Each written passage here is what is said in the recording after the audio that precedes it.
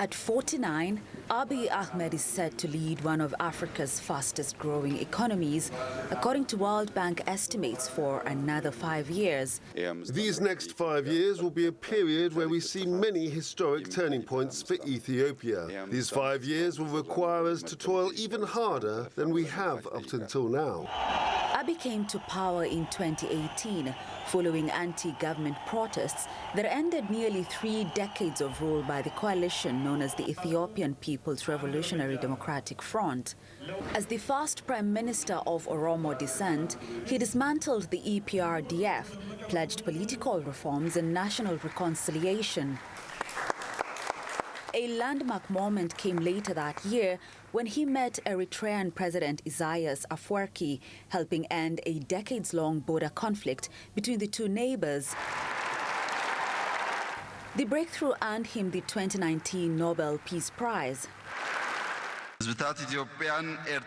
When there is peace between the Ethiopian and Eritrean people, the Horn of Africa will become a region of peace and development.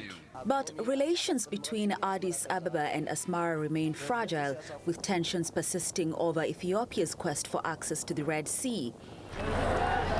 Ethiopia also continues to grapple with the aftermath of the 2020 war with the Tigray People's Liberation Front, TPLF. And even though Eritrean troops fought alongside Ethiopian forces, they were excluded from the peace deal 2 years later. The Tigray region in Ethiopia, which borders Eritrea, was excluded from this month's election, while voting was suspended in parts of Oromia, where Abiy is from, and Amhara due to insecurity.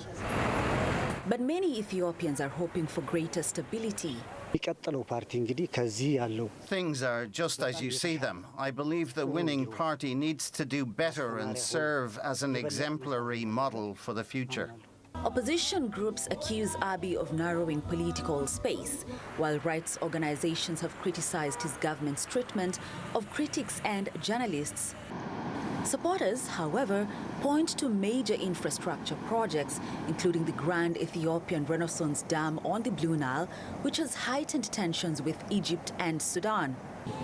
As he begins another 5-year term, Abiy faces the challenge of uniting a country still grappling with internal armed conflicts while navigating growing tensions across the Horn of Africa. Kuria Kanja, TRT World.